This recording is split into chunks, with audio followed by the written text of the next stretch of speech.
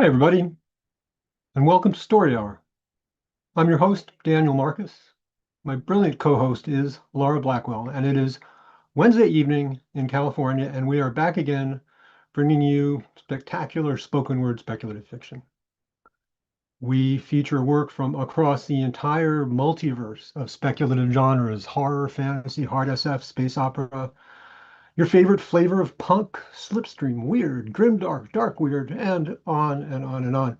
We love to have new writers for whom the ink is barely dry in their first few sales, and award-winning, grizzled seasoned pros, and everybody in between. So I started this thing about 6 years ago in the early days of the pandemic. We were living in what seemed to be the science fictional apocalypse that we had been reading about and writing about for years. Things were very weird, not at all like now. And I wanted to create a place where my friends and I could get together and share our work with each other, enjoy a little community, kind of shelter in place against the chaos. Very shortly after I kicked it off, I asked my friend and colleague Laura Blackwell to join me in co-hosting. So, really nice in this world that we get to have friends. It's a good thing. And Laura and I have been at it together ever since for 6 years, man. Fast forward to now, and things are still weird out there and trending weirder, but Story Hours is still here, and we're not going anywhere. And I believe that we need stories more than ever right now. We need community more than ever right now. So here at Story Hour, we rely on an ancient tradition, which is folks sitting around the fire telling lies to each other. So every week, we continue this practice. We have two writers, about 30 minutes each, narrating their own work. So we want to thank the Science Fiction and Fantasy Writers of America for awarding us the SIFWA Givers Grant to help us keep the lights on and to keep these rooms open.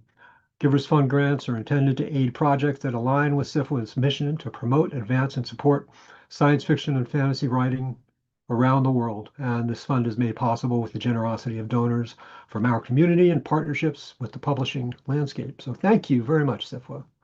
And with that, we welcome our authors this evening, Renan Bernardo and Amal Singh. And we're going to start the program with Renan.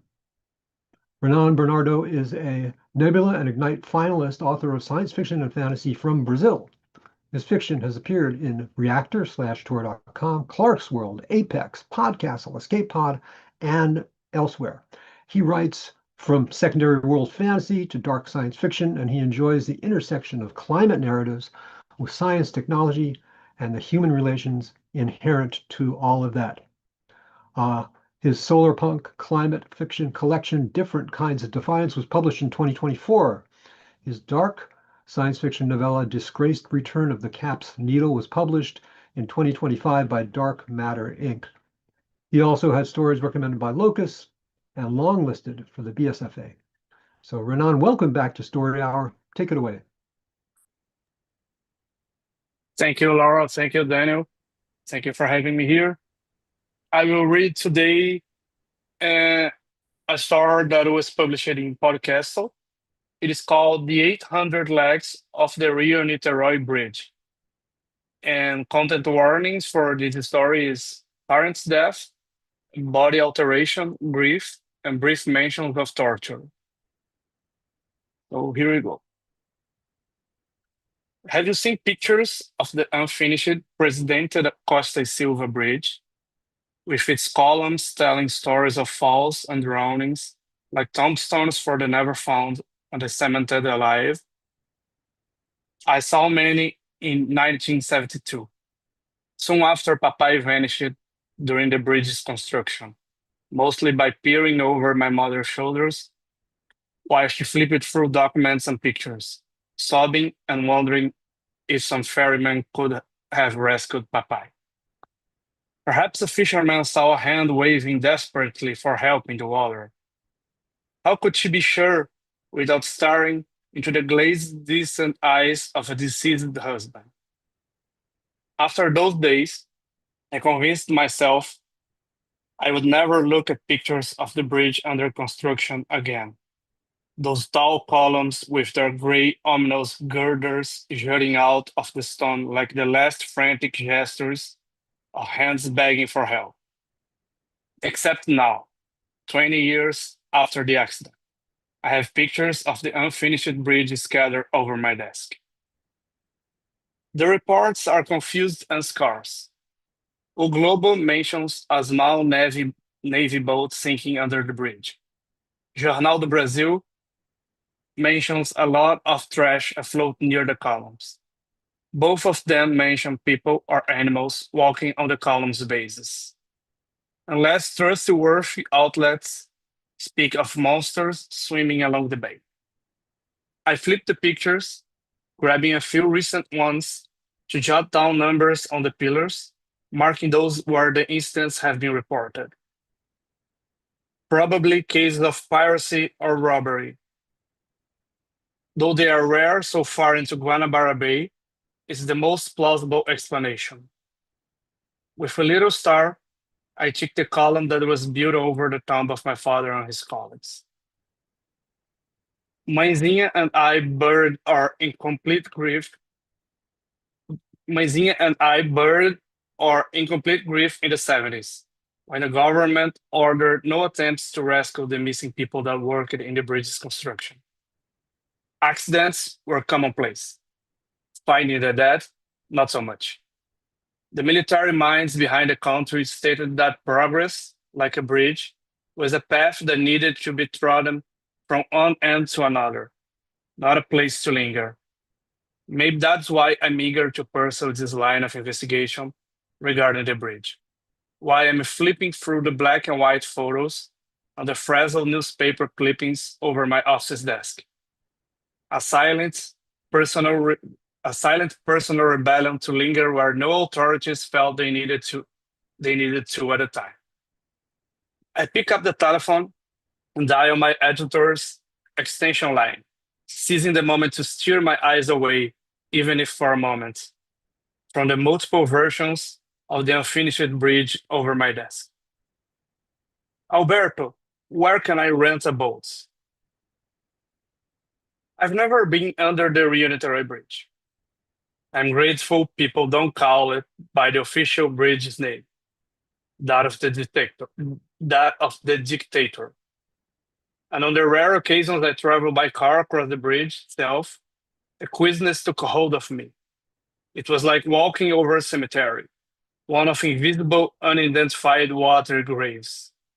I shudder when the fisherman, Mario, guides us through the straight shadow of the bridge, and the sunlight ceases warming my face for a few seconds. Which one, mister? Mario asks. That one. I point to one of the columns, not Papai's column. Not yet. The fisherman accelerates the boat and halts it when we approach. Each structure is in fact a set of double, smooth, blend pillars going all the way up to the track above, founded on a rectangular base of similar material. Pretty ugly stuff, huh?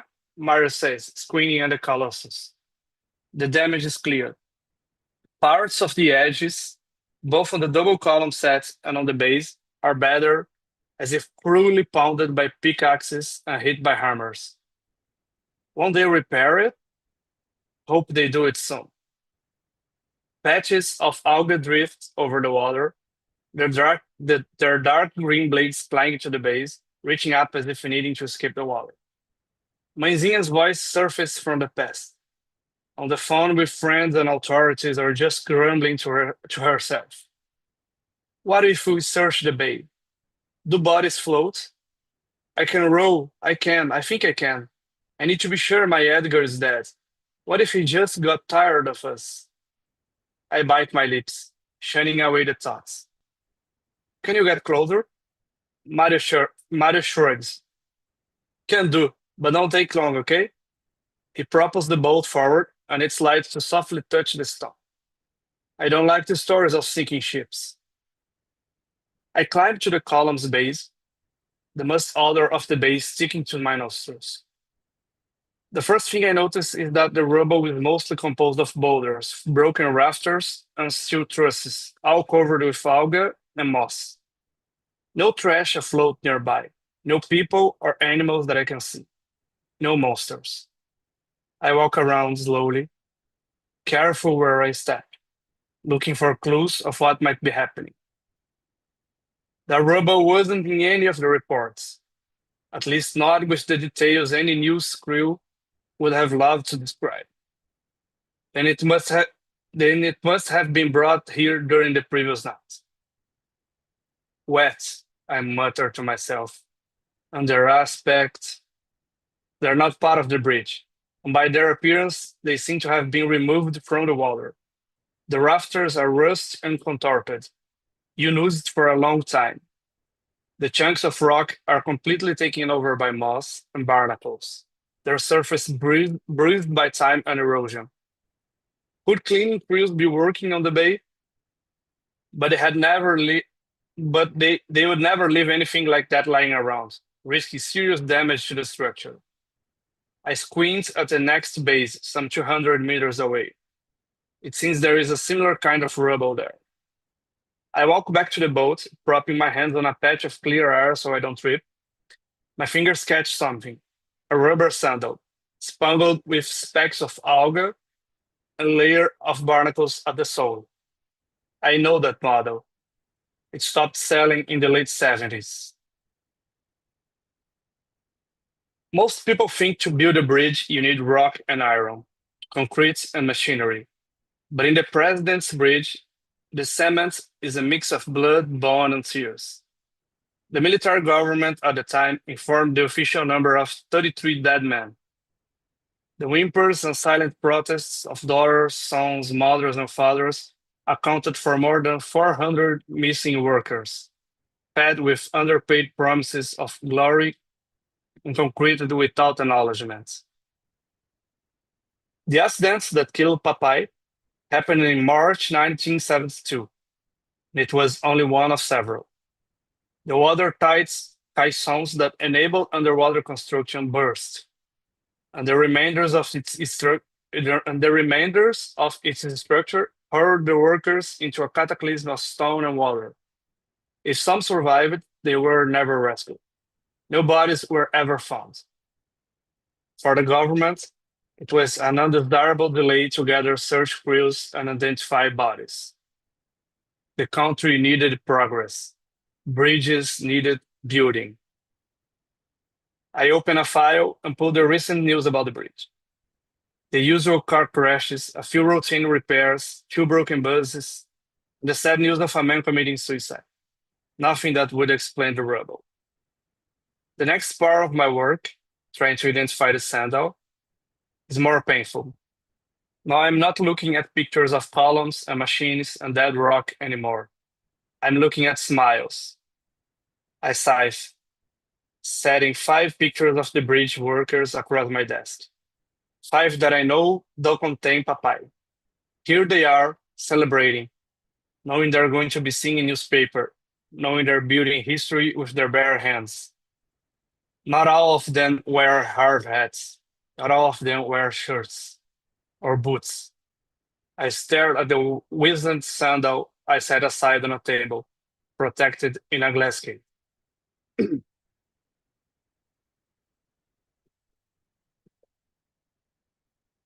Another ship sinks.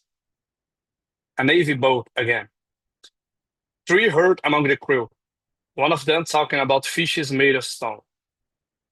The investigations tighten around the columns and reports about the rubble begin to appear in the newspaper.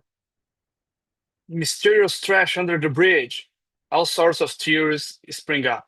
Vandals, they say. Improper disposal of debris. Lack of cleaning procedures along the bay. A photograph taken a few minutes before the boat accident shows dark patches along its hull. So authorities say this one was a coincidence. The boat was already damaged. But a question, one that suffered my head in the 70s, one that hurled Manzinha into a depressive state for many years, surfaces again in a different context. Where are the bodies? Dona Albertina is in her 60s now, and I don't want her lingering over similar questions again. But I know she reads the news. Don't you know anything, Geraldinho? Maisinha asks, stirring tomato sauce and garlic in a pan. I'm putting a kettle with water on the burner so we can make our Sunday spaghetti, a tradition that goes back to when I was a kid.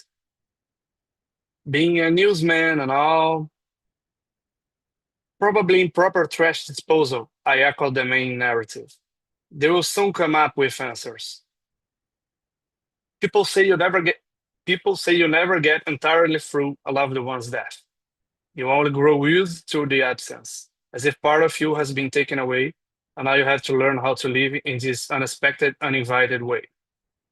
After Papai's passing, I drenched my early teens in a routine of working as a newspaper delivery boy early in the morning, then walking exhausted to school. Meanwhile, Maisinha had to hop from job to job as a nanny. Geraldo, my son, will have to make ends meet. Maisinha grew used to Papai's absence, mostly after 1985. Despite the unaccounted bodies, the redemocratization and the transition to a civil government gave her hope that no other families would have to face what she had. I see the question in her eyes. It's best if I don't answer, but I do. It has nothing to do with the workers. The word wades through the kitchen. A shadow flits over Manzinha's face. He stops stirring for a moment, but quickly resumes it. Silence seeps in, cumbrous and rough. The despair of a younger mother and wife floats back from the past. Could he be a beggar now? What if he smacked his head and lost his memory of us? 10,000 workers. Why would God pick my Edgar? Has he done something wrong? Not enough foremen or engineers, can you believe? Manzinha mumbles. Huh? He took a packed lunch every day. She starts stirring the sauce faster. Sometimes they prepared it, other times he did. More rarely, the contractors gave them something tasteless. And I know the story. I revisited so many times. I remember papaya whenever I ate something I didn't like. Papaya didn't have many options, I used to tell myself, sitting on the school's steps. But I let her finish it. She needs it. He and his friends, ah, how I miss them too. Rogério, the Nilsson, funny men they were. They used to eat with their legs dangling way up in the unfinished columns. Can you believe how dangerous it was? Eating and looking at the vastness of the bay, telling jokes, telling jokes as if the next payday could come any faster. And there were never enough firemen or bosses around to organize everything. Everything was scarce, Geraldinho. Everything but the money they poured on that bridge. There's always enough money to pay the workers in projects like that. Maisinha nods. But they never do. Do you know when the wind flutters the bridge's highway and they have to interrupt traffic for a while? The water boils. I blink and quickly turn off the fire, nodding at her question. I like to believe that Maisinha jiggles, a joyful sound bubbling up in the kitchen. It is silly, but I like to imagine Edgar and the Nilsson and Rogério and all of the others are down there, propped against the columns and shaking the bridge, telling jokes, being fussy and laughing with all the joviality. Maisinha doesn't cry anymore, not after so many years. She gets angry, but her tears have dried a while ago. Not mine, not mine. I wiped them out with my sleeves, trying to find comfort in the fact that once I gave him a lunchbox with the words, the best father in the world, as if a simple item can account for all the years I lived without him. Would he have died if I'd given him proper steel-toe boots instead of a lunchbox? The sandals the work or wore on a daily basis deeply annoyed Mainz. Instead, I found a cute lunchbox and spent my money on it. He loved it, but that meant I had to gather more of my scarce allowance to buy the boots. Mãezinha was doing the same with her meager wages. Papai was gobbled before we could manage it.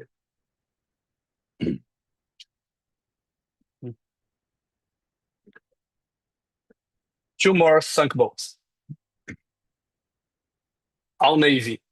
None of the civil workers, fishermen, or company boats were even touched. People now speak more about monsters. I go alone in a rented motorboat at night when the teams try to figure out what is happening with the bridge, have sailed away for the day. I'm not authorized to go there, not by the Maritime Patrol, nor by my editor.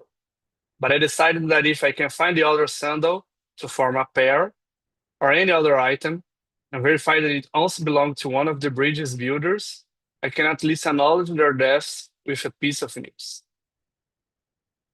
The words from the transport minister at the time the bridge was inaugurated echo in my mind, stained by his grin while he shook hands with Elizabeth II and Prince Philip, eyes roiling with great ambitions, but ever evasive from underpaid builders, drowning in their inadequate summer clothes and sandals, blind to the knives that penetrated young students' fingernails during the government's severe oppression. This is, without any doubt, a memorable time. It's not an overstatement to declare here and now the will of a people bound to change the course of history. The revolution, patiently enacted by the patriots and the courage of the Brazilian people, instigated by the nation's applause, is the birth of an aurora. I always feel a knot in my stomach when I recall the hand which authorized the AI-5, the Institutional Act Number 5, officializing the systematic persecution of those against the government, was the same that approved the bridge's construction under such precarious conditions for the workers. President Arthur da Costa e Silva. Both projects signed in blood. I spit on the water as I drive the boat to Papai's column. I fetch a flashlight and point it at the base, decelerating. The scenario repeats itself. Rubble scattered all throughout, battered columns, and I freeze. There are lumps of rubble glued to the column at some points near the base, defying gravity. They shift like black spots provoked by my flash. My heart beats fast, but I let the water carry the boat closer to the base. More of the rocky scree shifts. A boulder springs up and ties to the column like a spider finding its web. It's only when the boat touches the base that I see the unmistakable glints of eyes carved on the rock like pressed amethysts. My Jesus, I say out loud. I notice more of the glints veering toward me. The creatures take a while to acknowledge, but soon resume whatever they are doing, shuffling and lumbering across the base, bumping into each other in seemingly random movements. Some look like people with well-defined stony arms and legs, all crusted with, with girders and rafters. Others hobble, moss and barnacles glistening with the base water on their slippery bodies. A shower of pebbles falls on me. I raise a hand, still looking up. They are nibbling at the stone, shipping it slowly, damaging the bridge's structure. What are you? I say, trying to remember the reports about people and animals. At least one fisherwoman mentioned she saw a giant armadillo at night. But these don't look like animals at all. I walk to the bow and approach one of them, pointing the flashlight directly at what's supposed to be its face. Human eyes, vitreous and surrounded by moss, but alive, squinting at the light. It trundles toward me. It doesn't have a mouth or a nose, but its eyes are set in a slightly head-shaped rock. Piece of a rafter juts out from its left side, and rust steel cables drag like festoons from its back. What I think and do next might have originated in Maisinha's talk about underwater working men laughing and joking, shaking the bridge from the bottom. I fetched the rubber sandal, now washed and clean, from my backpack and raised it in front of the creature. It grabs the object with three thick, rocky fingers and analyzes it. It belongs to one of you, I dare to say, still not at ease enough to understand what I'm trying to do. Doesn't it? The creature drops it on the columns again. When I think it will only step away, it tries to fit the sandal into a gigantic, crumbly foot.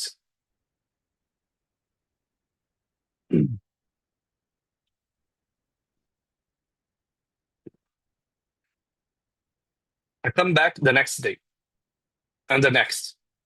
I don't speak about the creatures with anyone.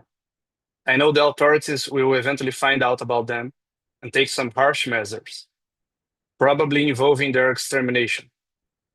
It's easy how lives, whatever their nature, can become disposable. I bring newspapers and photographs, all sorts of objects, tools, toys, plants, and even food. None of those things elicits any response from the creatures. They seem to be interested only in the bridge and its columns, as if they are food for them somehow. By the third day, I leave the boat and mingle with the creatures, even sitting with them for a few minutes, feeling more comfortable beside them than I have in a long time. In my head, theories abound as to what the creature's relation to the bridge workers might be, but there is only one I want to believe. On the fourth night, I prove it's true. It's when I meet Papai. I am calm, more than I thought I would be the hundreds of times I daydreamed about meeting him again, about telling him I should have bought working boots instead of a lunchbox, about my graduation in journalism, about Maisinha's tears of joy when the last military president stepped down. But I tremble nevertheless. Have you seen the eyes of loved ones shining in the darkness? Have you noticed how you know it's them, even when all you can see is the silhouette of their bodies? But it's not only from his eyes I recognize my dead father. Jutting out from his scraggy left leg like a knee, I can still read the words on a smashed, fading aluminum surface. Best father in the world. Hi, I say. Not the word I wanted, but the only one possible. Papai peers at me. For an instant, I think there is a bit of recognition in his eyes, but he quickly evades mine. Before he swivels back to his comrades, I touch his back. He turns to me again, and this time I see something else. The new version of him bears the same kind of distance as when he sat cross-legged on the sofa, eyes too close to the newspaper while looking for jobs. He could do many things, he would tell me, but he would love to grab some work in one of the government civil projects. I would become part of history, Geraldo. How does that sound, son? And when he finally got it, I bragged at school. My father is building a gigantic bridge, not knowing that for him, the bridge would never connect to places. I miss you, Papai, I say, tears brimming in my eyes. Maisinha misses you too. I come back the following 3 days to spend some time with Papai. Even though it seems he doesn't fully recognize me, or not at all, I notice he lingers when I'm around. He doesn't hop to the columns like the others or wanders about aimlessly.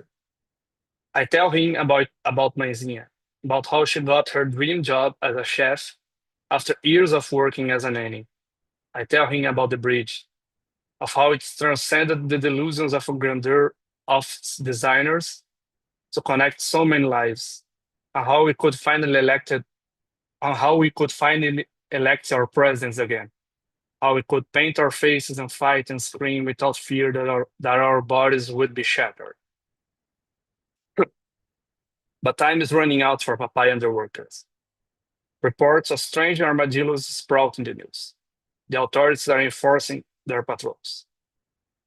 I'm sure they already know and have seen the stone workers, and most probably are gathering the necessary authorizations to deal with them. Even Alberto, my editor, speaks of monsters under the bridge. I don't say the monsters were the one who funded its construction.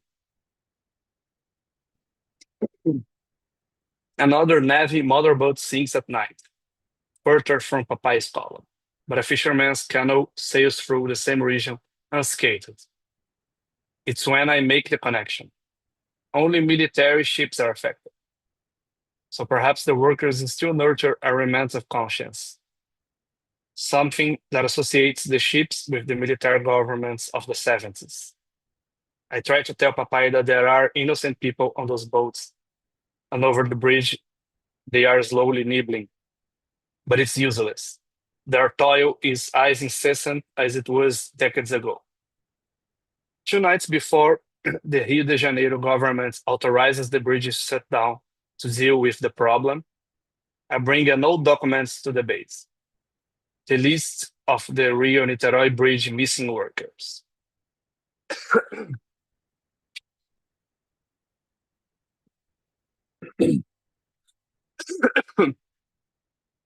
Sorry. Rogério Assunção da Rocha, I tell Papai, sitting on the floor in front of him, his colleagues shifting and treading all around me, climbing the columns and diving in the water. I don't try to provoke anything from him anymore. I just want to talk and to be there with him. What I always wanted during the painful 70s. He was their friend. I moved the flashlight across the document, sliding my fingers over the names. I thought of bringing Mãezinha here, I say, peeking at him. Papai paces about in a semicircle around me, never getting too far.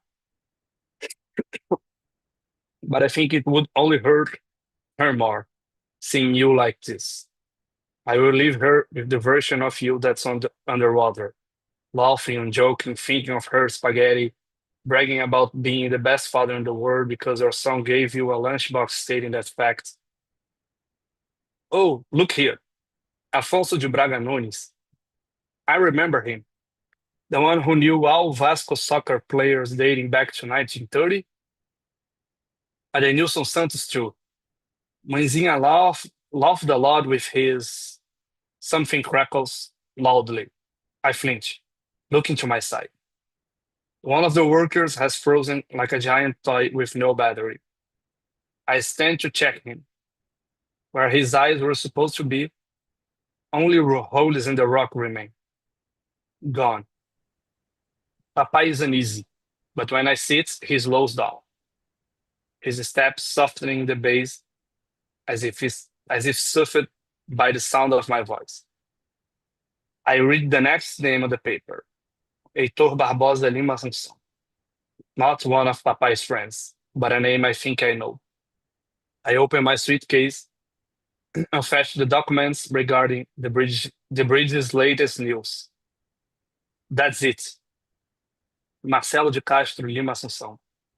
The man who killed himself last week was the son of Heitor. Whatever made the workers wake up from their tombs of concrete and neglect, it happened soon after Marcelo's death. Whatever magic awakened them to gnaw back at the bridge they built, whatever roused that posthumous resistance, it must have been connected to Marcelo's tragic goodbye, like a song going all the way to the bottom of the bay to poke at his father, asking him to wake up. Heitor Barbosa Lima Assunção, I say, almost a whisper buffeted by the chilly wind. May you and your son rest.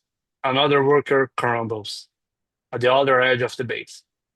I walk to him. frowning at the girders bulging out of his head. On a tag protected by a plastic coating, I see a bearded man with black hair and protruding cheekbones. The words Lima Assunção still survive on his ID.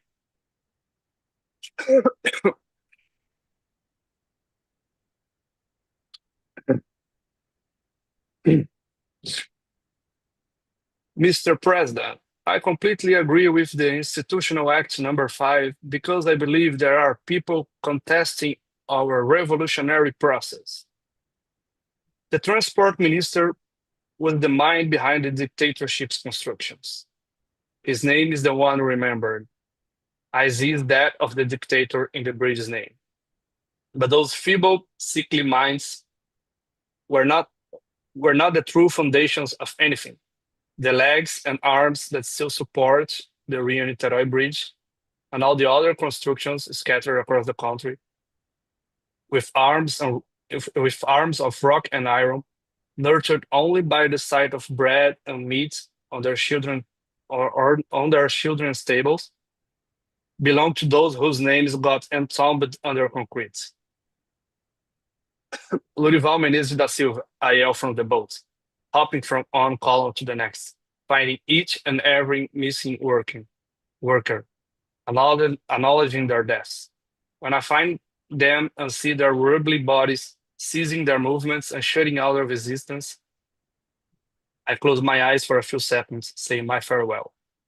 Luiz dos Santos Cardoso, Manuel Rivelino Braga de Moura, Manuel Dávila de Silveira Neto. It took 2 full nights, from 8 p.m. to the first rays of sunlight, to acknowledge all the missing bridge workers scattered through the call. I'm sorry.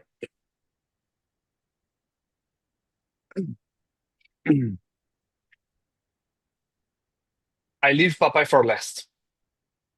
Alone, in the chilly hours before the dawn of the second day, I lay a pair of steel toe boots on Papai's column base.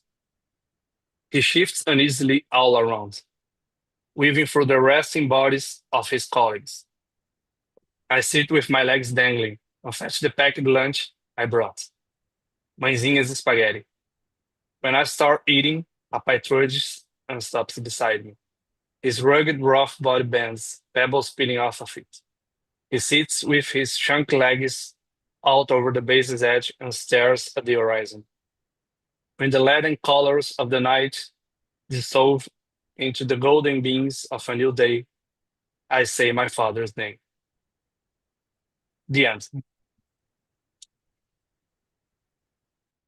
Wow, that was lovely. Very powerful work. Thank you so much for sharing it with us. You're welcome. Sorry for No. I have a bit of sore throat Oh, right now. no, no, it's all good. Don't worry about it. It's wonderful work. Renan Bernardo, everybody. It's our custom here at Story Hour to take a breath between authors, just to give the previous work a chance to sort of ring and resonate and to clear our mental and emotional palettes for the next author. So I like to take a breath, just a little beat, little pause.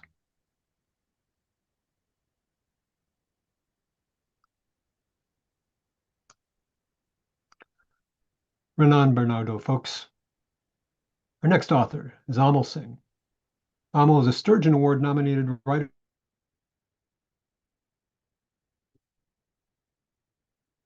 of science fiction and fantasy from India. His short Asimovs, among others. His debut novel, The Garden of Delights, was in Locus recommended reading list of 2024. Amal, take it away. All right. Thank you so much for having me here, Laura and Dan. And it's great sharing the stage with Renan, whose work I have enjoyed in the past. And yeah, first of all, a truly moving story, Renan. I really enjoyed listening to it and reading it side by side. And congratulations on your Nebula nomination. Thank you. Today I'll be reading a story that I wrote a couple of years ago. It was published in Reactor. The story's name is The Gulmohar of Mehranpur. I'll start.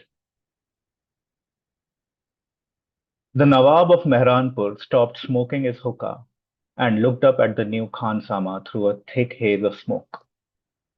The cinnamon-infused hashish cloud made lazy wisps around the Nawab's ruby-studded fingers, clouding his vision. He flicked his hand. The wisps went away with a feline suddenness, and the Khan Sama began to look more like a man than a mere idea, a quivering abstraction. The Nawab saw the man's audacity, his naz, his tenacity, his tongue-click manner of speaking. He saw a man who carried an inscrutable pride on his bony shoulders, a man who was as sure of his words as the fact that the day waned into the night. More than that, the Nawab saw a man who wasn't afraid of certain death. If tonight was a moonless night, said the Nawab, I would have had your head severed and paraded around the fountains of Reshma. I am aware, Nawab Sahib, said the man. Say again what you said with such confidence a moment ago. Say it so the court hears it, like a thunderclap in a storm. I can prepare a meal that brings eternal youth. The Nawab set aside the hookah. He straightened his back, and his bones cracked and groaned and complained in languages only bones speak, a language of age and whispers.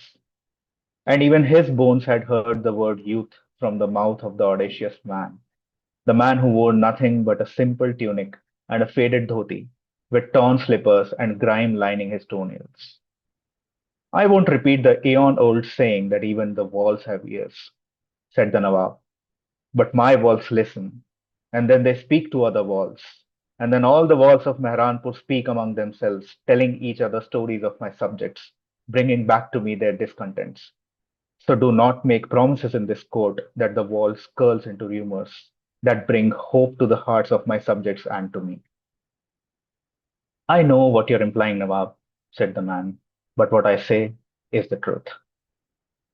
You also know that I make available from time to time the heartiest and most sumptuous meals from my subjects, an envious feast, so that they spend the rest of their hard-working weeks with the taste of what we serve.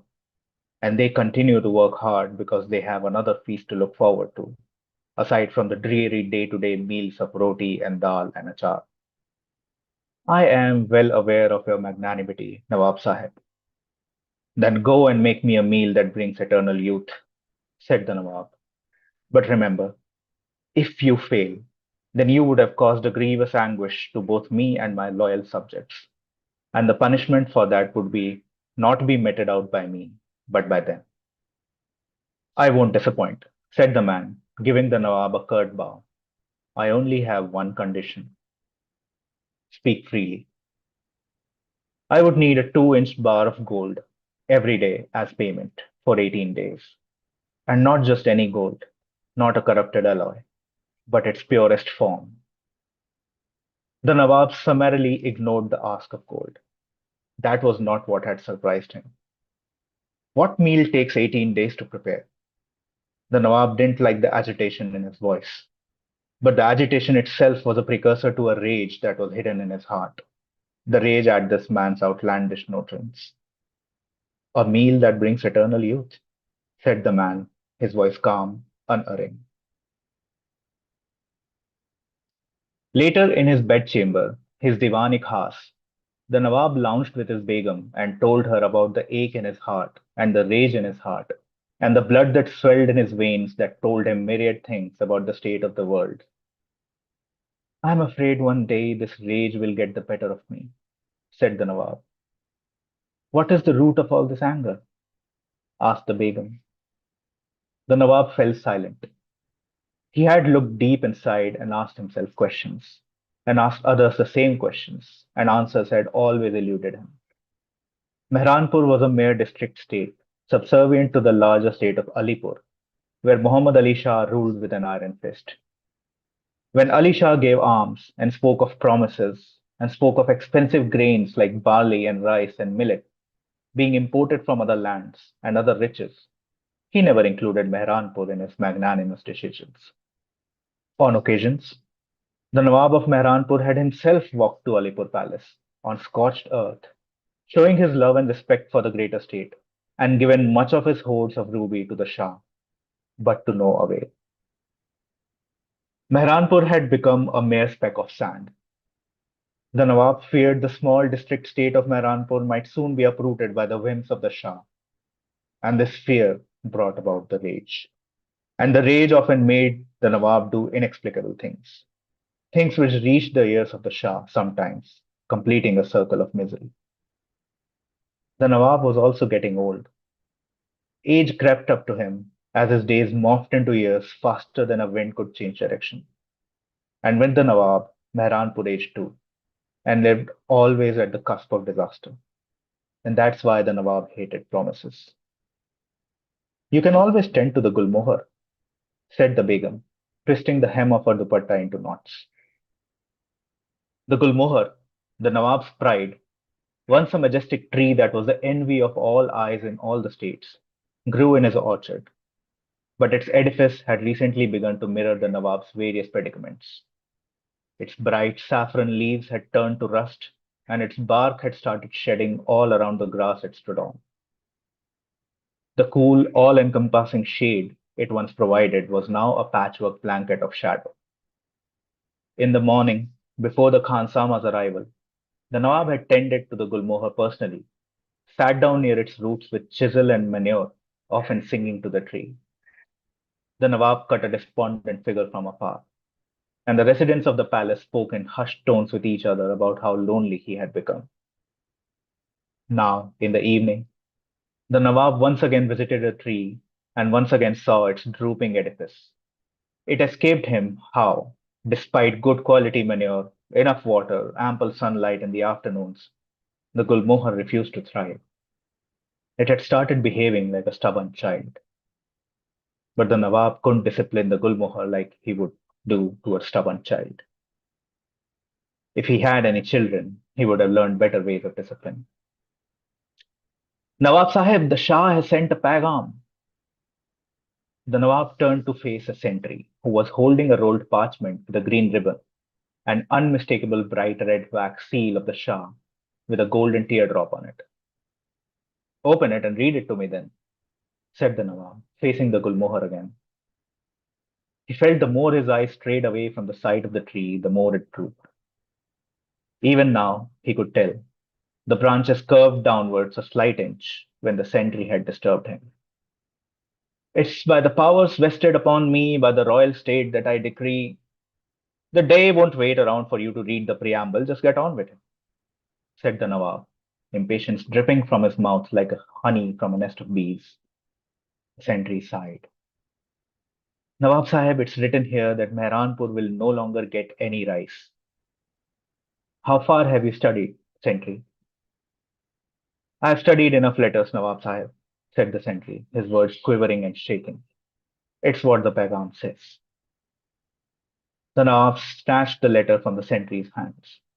He read it in its entirety, trying to find any hidden meaning in the gaps between one alphabet and the next, again and again, until his eyes hurt from the effort and his knees buckled underneath him from the weight of it all. Later that night, the Nawab dreamed of having children. Next day, at the fresh crack of dawn, as the Begum was feeding the manna on the windowsill, the Nawab made his wish known to her of finally expanding their family from two to three, perhaps four.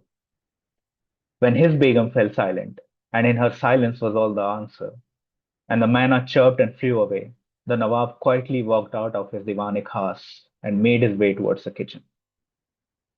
The smell reached the Nawab first, before the low murmurs. Even as he crossed the long marbled walkway from his court towards the kitchens, the intoxicating aroma of garlic and cumin infused oil reached his nostrils. He hurried, but his footfall told its own tale. The Nawab's steps were loud and assured, and the sound of his boots against marble was like the sound of the first patter of rain. It was a sound of authority, and it was that sound that gave him away. When the Nawab entered, the Khansama was already facing the door, as if anticipating his arrival. But what was a stark surprise was the absence of any of the other bawarchis who normally assisted a Khansama during the preparation of a feast. Nawab Sahib, if it isn't too much, I must ask you to leave the kitchen, The first inkling of a long subdued rage. The Nawab clenched his fist, then calmed himself. No other Khansama had ever spoken to him with such impudence. Do you not wish to receive your first gold payment? Is today the first day of your preparation for whatever meal you promised me? The Khansama's gaze lingered on the Nawab's face for far too long. Do you have the gold on your person? I do, said the Nawab. He loosened a plain gold ring from his finger and handed it to the Khansama. I begin your payment with something that's valuable to me. This means that I trust you to do whatever needs to be done. The Khansama simply pocketed the ring without as much as giving it a glance. I will, he said. I have heard that there will be no rice going forth. Therefore, I assume a Khansama will improvise, as a Khansama must. The Nawab's true name was known only to his Begum. It was a beautiful name, which meant in a distant language, the wind that sings lullabies to a grave. The Nawab had increasingly started feeling nearer to the grave than being cradled by a gentle wind. He felt he wasn't being true to his people, especially the ones who spent scorching summer days digging to unearth gold just for the happiness of the Shah. Most nights, the Nawab entertained the idea of laying a siege on the Shah's capital with his meager army. Of course, he had heard of valiant efforts of 500 men against 50,000, so he knew it could be done. But those 500 were often led by capable generals. But the Nawab himself, with his weary bones and aching heart, wasn't much of a commander. Nor was he a poet who could soothe someone's heart just by his words. He couldn't even do so with his own Begum. He could only look backwards at his youth.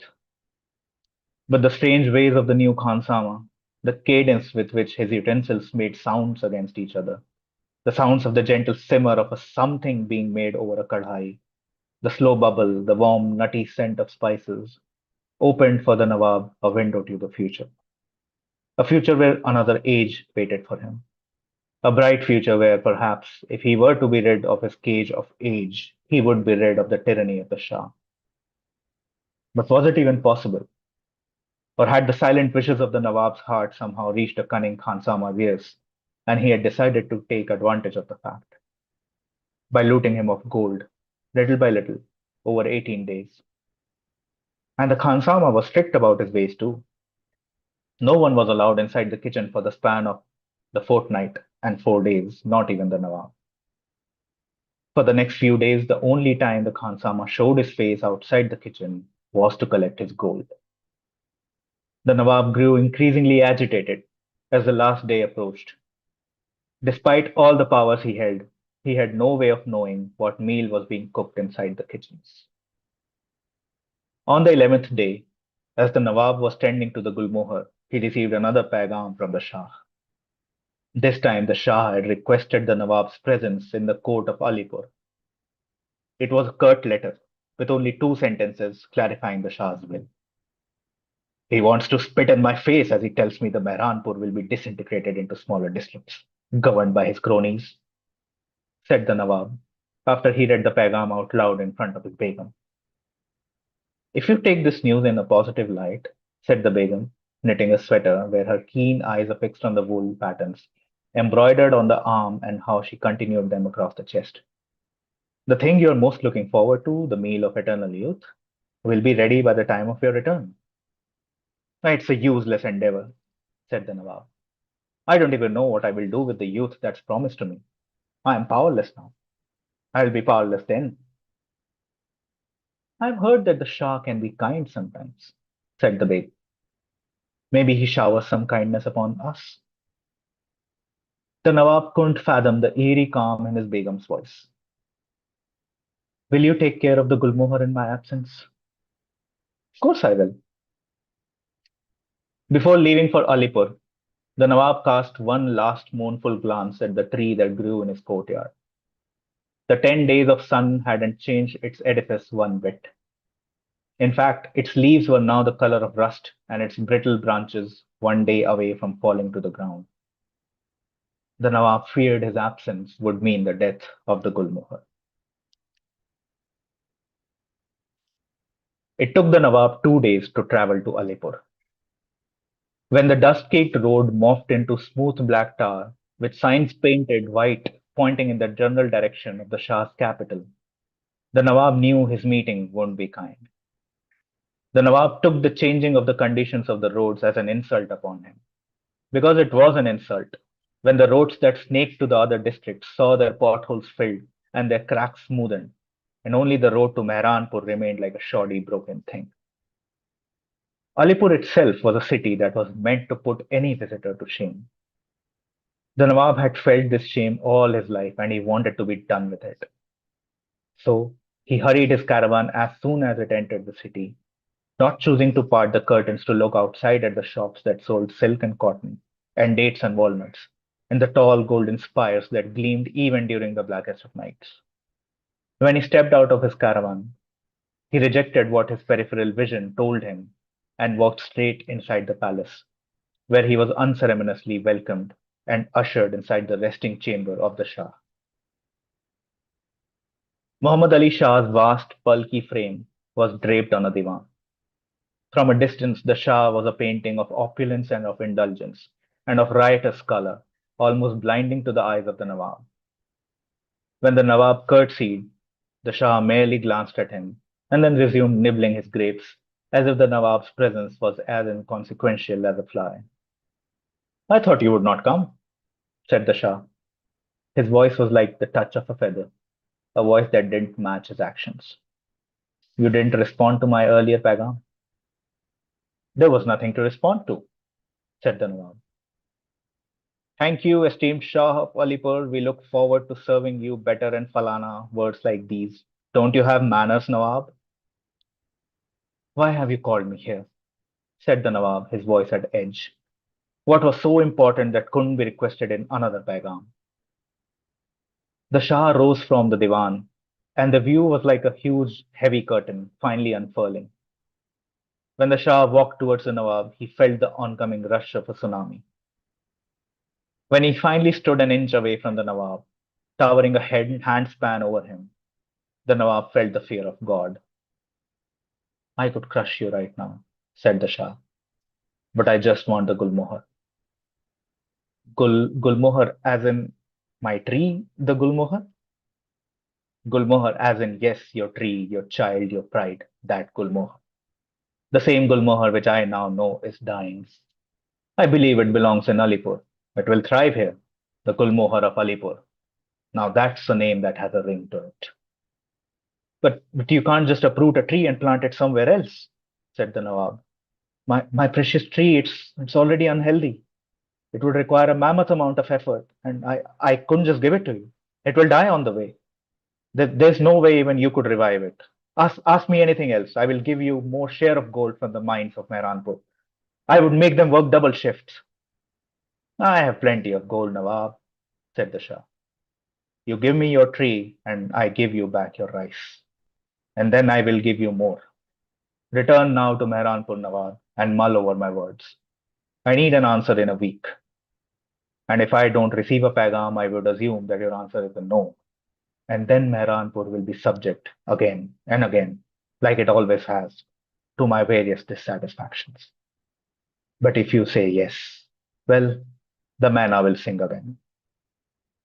And then the Shah turned around and walked back to the divan and lounged and spoke no more. The Nawab's misfortunes didn't end there. On the way back, he had to battle a torrent of rain, and his caravan got lodged in mud, and it took 5 strong men, all wayward travelers, suffering from the same rain, to dislodge the wheel of the caravan and send the vehicle on its way again. The ordeal caused the Nawab's already old skin to develop an infection, and by the time he reached Mehranpur, he was shivering and cold and sick. The rage in his heart has taken a bestial form and was bursting through him even in sickness. The rage was at the world and the unfairness of it all. His Begum made him drink the milk of poppy at night and put him to sleep. In a delirious slumber, the Nawab hurled names at the Shah and at his Khansama and at everyone who had wronged him in the past, ever. The next day, the entire palace was suffused with the scent of tempered cumin and garlic, and roasted tomatoes, and cinnamon and coconut, and myriad other scents, an intoxicating medley of flavors. Yet no one was allowed to see what dish the scents belonged to. The Nawab, wide awake at the crack of dawn, realized that it was the 18th day, the final day, the day he was meant to taste the dish of the Khan Sama. For some inexplicable reason, the Nawab felt he should taste the dish in the vicinity of his beloved the Gulmohar.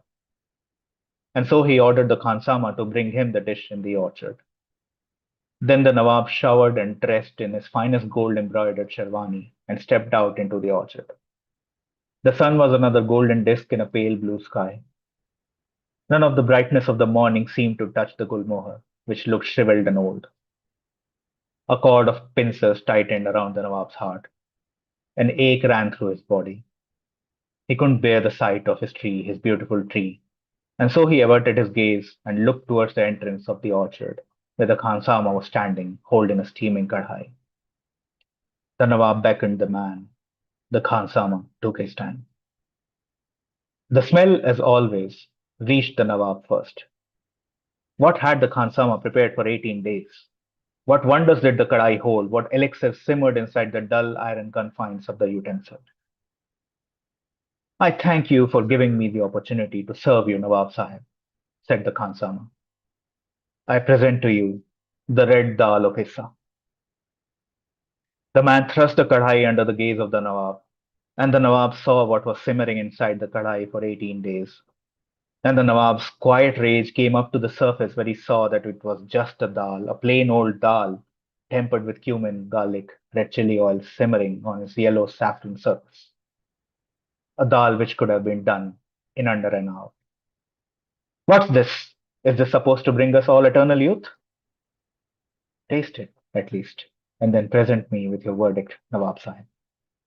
Well, I have a verdict for you, said the Nawab, then snatched the kadhai from the man's hands and threw it away. The kadhai, flaming hot, made an ugly arc, and so did its contents, the red dal of Issa, which wasn't quite red, but sort of a pale golden like the sun, and fell near the base of the Gulmohar, staining the tree's bark and the ground around it completely with the color of spring. And seeing his already dying tree smeared with the wasted dal, the Nawab's misery couldn't be contained, and he screamed in agony, and then ordered his guards to take the Khan Sama and imprison him in the dungeons below the Mehranpur palace. Later, the Nawab wept in his bedchambers, burying his face in his satin pillows, as his Begum fanned his head. Night fell around the palace, balmy and quiet. For 3 days, the Nawab moaned, and soon the date approached when he had to respond to the Shah with an affirmative answer. He couldn't bear to look at his dying tree, and he convinced himself that the Gulmohar's fate would be better in Alipur. In fact, every one of his pupils would be better off if they were in Alipur. Mehranpur, just like the tree, just like the Nawab, was dying. The morning before he was to draft a paigam to the Shah, the Nawab called upon his chief gardener to speak to him about the inevitable. The gardener was a quiet, reticent man with patchwork skin, nimble fingers, and a sharp gaze. He met the Nawab like an old friend, but the Nawab spoke like he was singing a dirge. It pains me to say this, said the Nawab in a defeated voice, but you must call upon your years of hard work, talent, and perseverance to do something for me. Call upon whoever you think is the most capable. Work with them. I want you to safely uproot the Gulmohar and carry it to Alipur. The Shah has demanded it. But why? Said the gardener. Because the tree is dying and Alipur would be better suited for its needs. Nawab Sahib, I don't understand. The Gulmohar has sprouted bright saffron leaves and its bark is healthier than ever before. The price of lying in Mehranpur is terrible, so be careful. You are my friend, but I won't entertain. Nawab Sahib, please come with me, said the gardener. The Nawab followed the gardener into the orchard. What he saw there yanked the wind out of his lungs.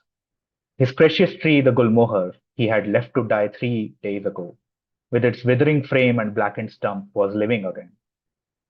The bark was brown and clearly showed tree-age circles, and the branches were straight, erect, not drooping.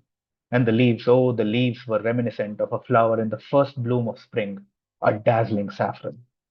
The Gulmohar was living up to its name. A word escaped the Nawab's lips, a question. How? I had been curious about the tree. I saw something near its base 3 days ago. A bright yellow smear. I can't be sure, but it seems to me that the tree has taken sustenance from that substance. A whirlwind of emotions stirred inside the Nawab, but none of them was rage. Confusion, regret, bitterness, a yearning for something long gone, but no rage. Bring the Khansama to me. Later, the Khansama was brought in front of the Nawab. 3 days inside the dungeons, his thin frame slouching, bogged down by the heavy chains, and yet he had a slight smile on his face. All of us present in his court are seeking answers, said the Nawab. Something inexplicable has happened. I have spent my life as a cook studying the properties of both food and gold and how they complement each other. Every day for 18 days, I simmered the dal under a low flame while working with the gold you provided me. Every day for 18 days, I brought out the true essence of the gold and put it in the dal. It's that essence that the tree now drinks sustenance from. And that essence will remain with the tree long after all of us have gone. A sustenance that could have been yours too. The silence that fell between the two men was long and drawn out. Only the skittering of leaves outside could be heard, and the slow breathing of the courtiers as they waited for the Nawab to announce something, a decision, a decree, so that they could obey and then go back to their chambers to sleep. I can take another 18 days to prepare something else, Nawab Sahib. No, said the Nawab. I do not deserve that magnanimity. I deserve this humiliation for my short sightedness. You may leave now. Please speak to the Khajanchi for any adequate payment for your services. This declaration came as a surprise to most courtiers, for certainly they had been expecting a miracle of a life beyond what the Maker had given them, a life that would go on, while their youth remained in stasis. But that was not to be because of the Nawab's folly.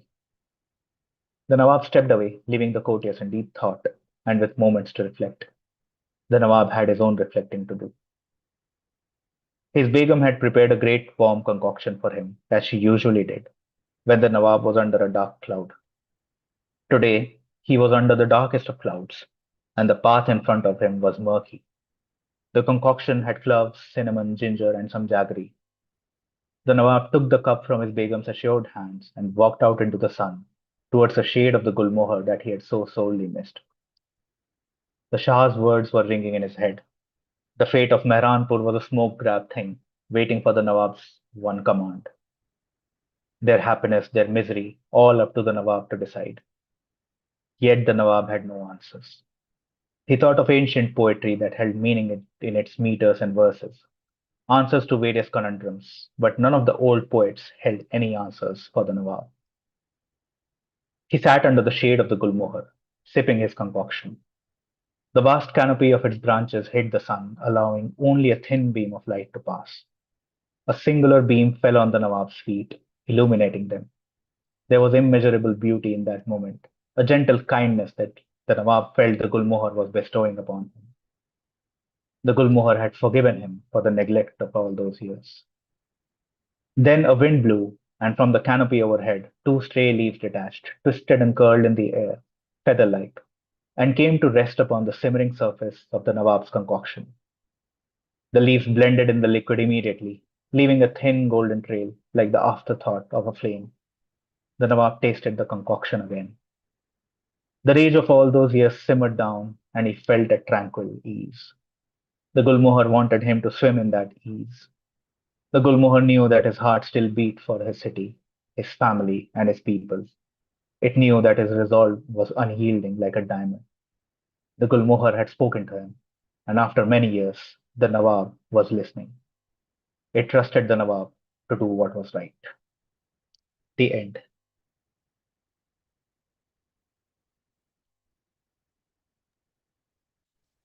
Oh man, wow.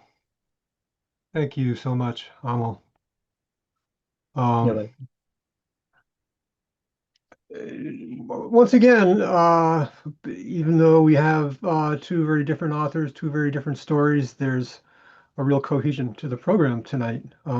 Both beautiful lyrical stories and journeys through grief and loss and landing on some kind of grace, both of them. Um, Thank you, Amal Singh, Renan Bernardo. Come on back anytime. We really appreciate you sharing your work with us. Those Um, were beautiful. Thank you, Laura Blackwell. Oh, I'm sorry. Yeah. No, Thank you, Laura Blackwell, uh, for being my co-host. And thank all of you for coming back week after week. And coming back next week when we are looking forward to Lindsay Manusos and Champ Wangsatayanot. Until then, be well, take care of yourselves, and take care of each other. And we'll see y'all thank soon. you. Bye, folks.